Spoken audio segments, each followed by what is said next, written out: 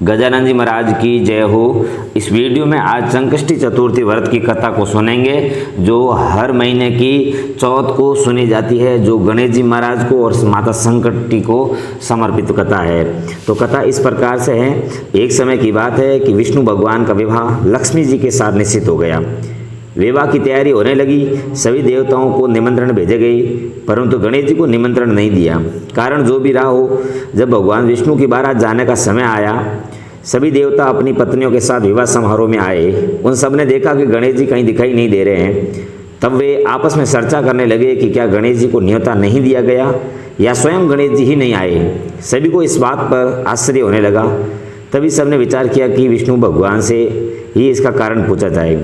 विष्णु भगवान से पूछने पर उन्होंने कहा है कि हमने गणेश जी के पिता भोलेनाथ महादेव को न्योता भेजा है। यदि गणेश जी अपने पिता के साथ आना चाहते हैं तो आ जाते, अलग से न्योता देने की कोई आवश्यकता भी नहीं थी। दूसरी बात यह कि उनको सवा मूंग, सवा मन चावल, सवा मन घी और सवा मन लड्डू का भोजन दिन भर में चाहिए। यदि गणेश जी नहीं आएंगे तो कोई बात नहीं, दूसरे के घर जाकर इतना सारा खाना पीना अच्छा भी नहीं लगता है। इतनी वार्ता कर रहे थे कि किसी ने सुझाव दिया कि यदि गणेश जी आ भी जाए तो उनको द्वारपाल बनाकर बैठा देंगे कि आप घर की याद रखना। आप तो चूहे पर बैठकर धीरे धीरे चलोगे तो बारात से बहुत पीछे रह जाओगे। ये सुझाव भी उस सबको पसंद आ गया, तो विष्णु भगवान ने भी अपनी सहमति दे दी। होना क्या था कि इतने में गणेश जी वहाँ आ पहुँचे और उन्हें समझा बुझा कर घर की रखवाली करने बैठा दिया गया। बारात चल दी। तब नारद जी ने देखा कि गणेश जी दरवाजे पर ही बैठे हैं, तो वे गणेश जी के पास आ गए और रुकने का कारण पूछा। गणेश जी कहने लगे कि विष्णु भगवान ने मेरा बहुत अपमान किया है। नारद जी ने कहा कि आप अपनी मूषक सेना को आगे भेज दें तो वह रास्ता खोद देगी, जिससे उनके वाहन धरती में धंस जाएंगे। तब आपको सम्मानपूर्वक बुलाना पड़ेगा। तो गणेश जी ने भी अपनी मूषक सेना जल्दी से आगे भेज दी और सेना ने जमीन पर पोली कर दी। जब बारात वहां से निकली तो रथों के पहिए धरती में धंस गए। लाख कोशिश करे परंतु पहिए नहीं निकले। सभी ने अपने अपने उपाय किए, परंतु पहिए तो नहीं निकले, बल्कि जगह जगह से टूट गए। किसी की समझ में नहीं आ रहा था कि अब क्या करें।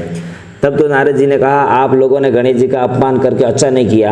यदि उन्हें मना कर लाया जाए तो आपका कार्य सिद्ध हो सकता है और इस संकट टल सकता है। शंकर भगवान ने अपने दूत नंदी को भेजा और वे गणेश जी को लेकर आए। गणेश जी का आदर सम्मान के साथ पूजन किया। तब कहीं रथ के पहिए निकले।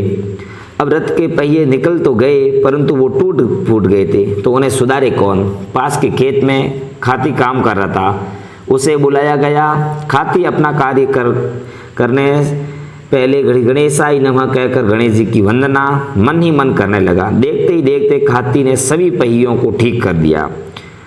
वह खाती कहने लगा कि ये देवताओं, आपने सर्वप्रथम गणेश जी को नहीं मनाया होगा और ना ही उनकी पूजा की होगी, इसलिए तो आपके साथ ये संकट आया है। हम तो मूर्ख अज्ञानी हैं, फिर भी पहले गणेश जी को पूजते हैं, उनका ध्यान करते हैं। आप लोग तो देवता गण हैं, फिर भी आप गणेश जी को कैसे भूल गई।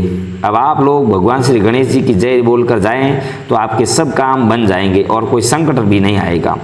ऐसा कहते हुए बारात वहाँ से चली दी और विष्णु भगवान का लक्ष्मी जी के साथ विवाह संपन्न करा के सभी सकुशल घर लौट आए। हे गणेश जी महाराज, आपने विष्णु जी को जैसो कार्य सारियो ऐसो कार्य सबको सिद्ध कर दो। बोलो गजानन जी भगवान की जय हो।